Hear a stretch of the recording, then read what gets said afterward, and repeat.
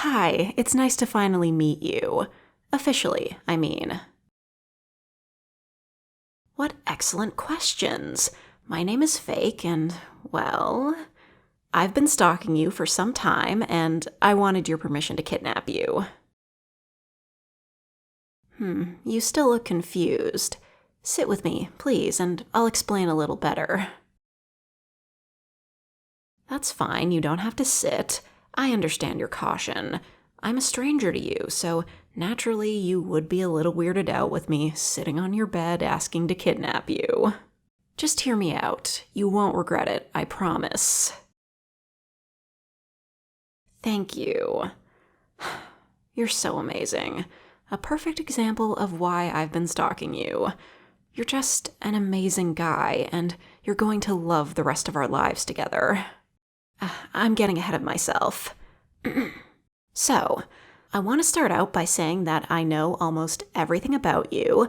I've been watching you for about 7 months. I know your favorite body wash, video games, movies, places to go, lotions, ASMR channels, songs, and artists. I know your habits, good and bad. Don't worry, I love both equally. Even when you do that weird thing with your nose and your bad skincare routines, I am still madly in love with you. Anyways, in order to accommodate you, I bought a house near your job and basically made it your dream home. You obviously will not have to pay any rent. I come from a wealthy family, so money isn't an issue. Oh, don't worry. Your girlfriend isn't a problem anymore. I took care of her. Don't worry, she isn't going to interfere with our plans. Murder? What do you think I am, crazy? No, I gave her money and told her to back off. She wasn't loyal to you like I am.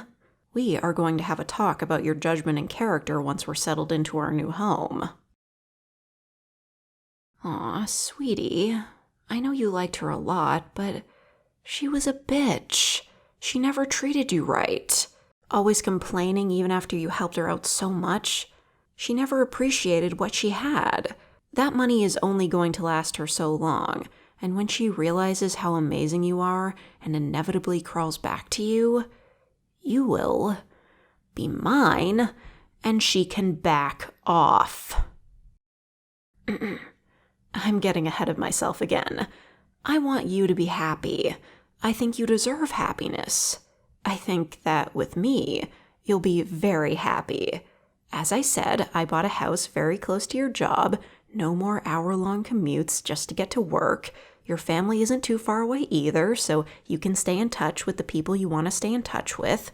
The Wi-Fi moves so fast you'll get whiplash. I have every video game console you can think of, a bunch of games to play, and an awesome PC. The TV is obviously top quality. Huh? What do you mean? I'm doing this because I love you. Why do I love you? Well, where do I start? I guess I can start from the beginning. I don't know if you remember it because it was a long time ago. About 7 months ago. I was having a rough day. Well, rough day is sort of putting it lightly. It was the first day of moving into my very own apartment. Living on my own was something I always wanted to do. I needed to be on my own for once in my life. Be my own person. But on the way to my new place, the truck with all my things in it got hit by an even bigger truck. Yeah, I was in the truck, but it hit the back, so we didn't get hurt too badly. The only thing really damaged was all my stuff. Easily replaceable things like TVs and tables and stuff. But there was one thing that wasn't very replaceable. My grandmother left me a box full of trinkets she thought I would like. Tickets to the first movie she took me to, a necklace she wanted me to keep, pictures of me and her, all lost. She took care of me more than my parents ever did. Her death hit me hard. It was difficult, and everything in that box were the only things I had to remember her by. It's okay. I'm fine. I grieved and said my goodbyes. I still miss her, but I'm much better than I was a couple of years ago. So, when the crash happened, apparently the box opened and scattered everything all over the place. The necklace got covered in oil and paint. The pictures were covered in paint as well, and I still can't find the fucking tickets. Pardon my swearing. I had to go to the hospital after the crash, obviously. I realized halfway through the car ride to the hospital that I had forgotten my phone in the truck. After that pleasant discovery, they took forever to see me just to give me some painkillers and shooed me away. I asked for a phone call, but quickly realized I didn't remember anyone's number. Everyone was all on speed dial in my phone, and I couldn't call a cab because my credit card was in the case on my phone. So I had to take the bus home and hope the bus driver would let me on so I could go to my unfurnished apartment and sleep on my wooden floor for the night. On my way to the bus stop, it started raining. I was starting to think the universe was out to get me at this point. I didn't have an umbrella or a jacket or anything.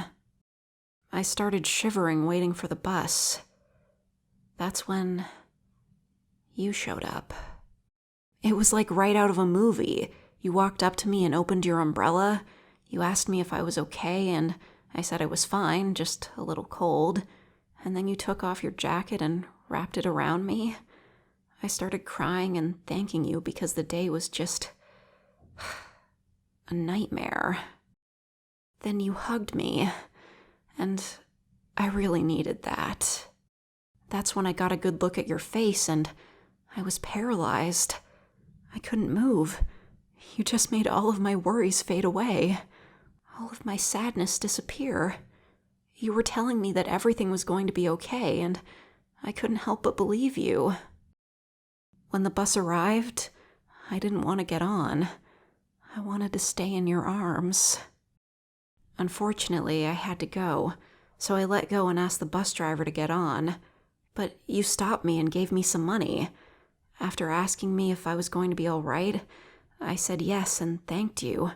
You even let me keep your jacket. I still have it, by the way. The bus driver let me on and you started walking away. But before the doors to the bus closed, I got off and followed you without you noticing. I was shocked by your kindness and I couldn't help myself. I followed you for a long time. It stopped raining after a while, so I didn't get too sick.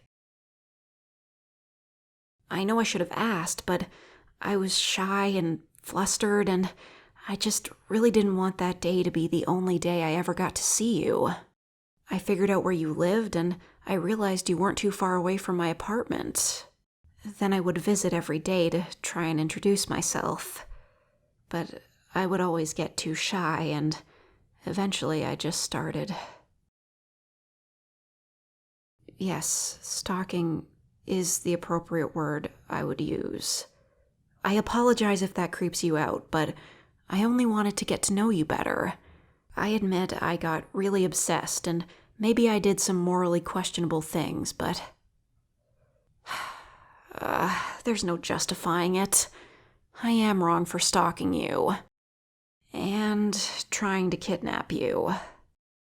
I'm just so in love with you. The thought of never seeing you again physically hurts me. You're getting closer. Are you sure you're comfortable sitting next to me? Well, I'm happy to hear it.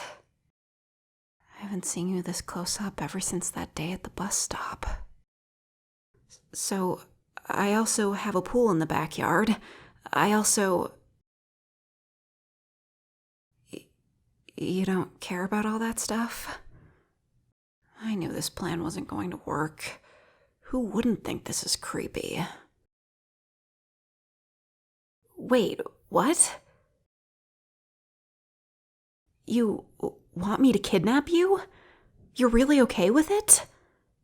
Are you sure? Oh, God, you're so perfect and awesome, and fuck, you have amazing lips. May I please kiss them? Okay. I'm starting to feel much more relaxed. I might need a couple more kisses to be sure, though.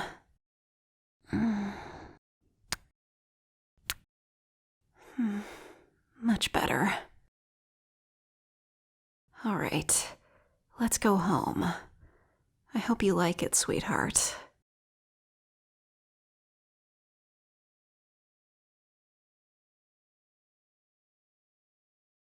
Okay, yeah, sure. Kisses. Got it. Kiss deeper. Excuse me while I vor my microphone.